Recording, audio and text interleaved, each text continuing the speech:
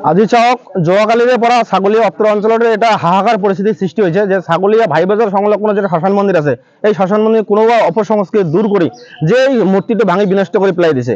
আজি শেহতীয়াভাৱে গাজীৰগুটি অঞ্চলত যিটো শ্মশান মন্দিৰ আছে এইটো মূৰ্তি ভাঙি পেলাই দিছে আৰু চাৰাৰপাৰৰ যিটো কালী মন্দিৰৰ যিটো দান ভাণ্ডাৰ আছে এইটো দান ভাণ্ডাৰ ভাঙি চুৰমাৰ কৰি পেলাই দিছে। গতিকে এই এটা অপসংস্কৃতিয়ে যে আমাৰ যিমান দিন ধৰি আমি ভাতৃত্ববোধেৰে উভয় সম্প্ৰদায়ৰ মাজত বসবাস কৰি আছো, এই মন্দিৰ ভাঙা আৰু মছজিদ ভাঙা এইবিলাকৰ যে অপসংস্কৃতি যে সমাজখন এটা জুৰুলা বিশৃংখলা পৰিৱেশ সৃষ্টি কৰি আছে, আমি ছাগলী আৰক্ষী চকী ভাৰতীয় বিষয়া আৰু ধুবুৰী জিলা আৰক্ষী অধীক্ষক মহোদয়ক অনুৰোধ জনাইছো যে 48 ঘণ্টাৰ ভিতৰত যিসকল দুষ্কৃতিকাৰী এনেকুৱা যে উভয় সম্প্ৰদায়ৰ মাজত বিনষ্ট কৰাৰ চক্ৰ চলাই আছে, গতিকে তেওঁলোকক উচিত তদন্ত মৰ্মে তেওঁলোকক কৰায়ত্ব কৰি জেল হাজতলৈ প্ৰেৰণ কৰিবলৈ আমি ধুবুৰী জিলা আক্ৰাসীৰ লগতে ছাগলী আঞ্চলিক আক্ৰাসীৰ তৰফৰ পৰা আপোনালোকৰ নিশ্চয় জৰিয়তে সংশ্লিষ্ট কৰ্তৃপক্ষক অনুৰোধ জনাইছো। আমি আজি সকালে পুৱা 6টা বজাত উঠিছিলো, মানে সদায় ঘুৰিব আহো পুৱা।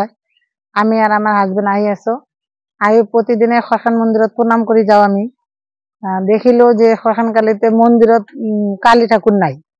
তাৰপিছত অলপ ওচৰত গৈ দেখো যে কালী ঠাকুৰেৰ মূৰ্তিটো পড়ি আছে, তাক মানে কোনোবাই আৰ কি মানে তাৰ মূৰটো আৰ কি মানে মোচৰায়ে ভাঙি পেলাই থৈছে।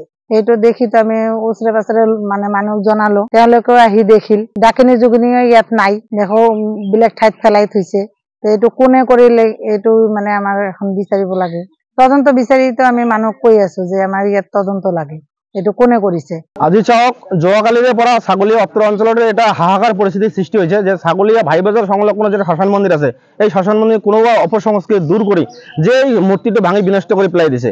আজি শেহতীয়াভাৱে গাজীৰগুটি অঞ্চলত যিটো শ্মশান মন্দিৰ আছে এইটো মূৰ্তি ভাঙি পেলাই দিছে আৰু চাৰাৰপাৰৰ যিটো কালী মন্দিৰৰ যিটো দান ভাণ্ডাৰ আছে এইটো দান ভাণ্ডাৰ ভাঙি চুৰমাৰ কৰি পেলাই দিছে। গতিকে এই এটা অপসংস্কৃতিয়ে যে আমাৰ যিমান দিন ধৰি আমি ভাতৃত্ববোধেৰে উভয় সম্প্ৰদায়ৰ মাজত বসবাস কৰি আছো, এই মন্দিৰ ভাঙা আৰু মছজিদ ভাঙা এইবিলাকৰ যে অপসংস্কৃতি যে সমাজখন এটা জুৰুলা বিশৃংখলা পৰিৱেশ সৃষ্টি কৰি আছে, আমি ছাগলী আৰক্ষী চকী ভাৰতীয় বিষয়া আৰু ধুবুৰী জিলা আৰক্ষী অধীক্ষক মহোদয়ক অনুৰোধ জনাইছো যে 48 ঘণ্টাৰ ভিতৰত যিসকল দুষ্কৃতিকাৰী এনেকুৱা যে উভয় সম্প্ৰদায়ৰ মাজত বিনষ্ট কৰাৰ চক্ৰ চলাই আছে, গতিকে তেওঁলোকক উচিত তদন্ত মৰ্মে তেওঁলোকক কৰায়ত্ব কৰি জেল হাজতলৈ প্ৰেৰণ কৰিবলৈ আমি ধুবুৰী জিলা আক্ৰাসীৰ লগতে ছাগলী আঞ্চলিক আক্ৰাসীৰ তৰফৰ পৰা আপোনালোকৰ নিশ্চয় জৰিয়তে সংশ্লিষ্ট কৰ্তৃপক্ষক অনুৰোধ জনাইছো। আমি আজি সকালে পুৱা 6টা বজাত উঠিছিলো, মানে সদায় ঘুৰিব আহো পুৱা।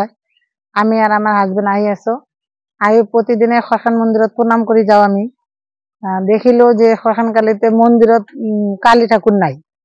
তাৰপিছত অলপ ওচৰত গৈ দেখো যে কালী ঠাকুৰেৰ মূৰ্তিটো পড়ি আছে, তাক মানে কোনোবাই আৰ কি মানে তাৰ মূৰটো আৰ কি মানে মোচৰায়ে ভাঙি পেলাই থৈছে।